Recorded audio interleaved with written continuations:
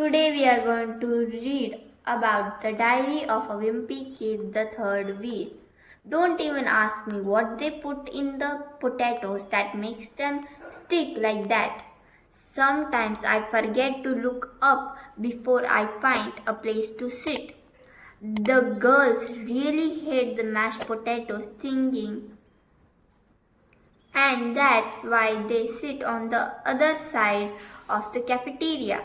But now the boys know they are not gonna get one of the girls to go with them to the dance if they act like jerks. I can tell it's hard for a lot of the boys to be mature in front of the girls.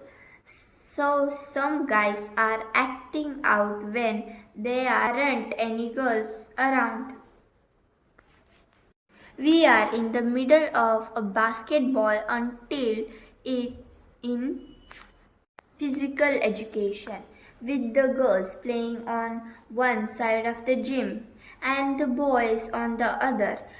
The other day, this kid named Anthony Renfrew thought I would be pretty funny if he pantsed Daniel revised when he was shooting free throws.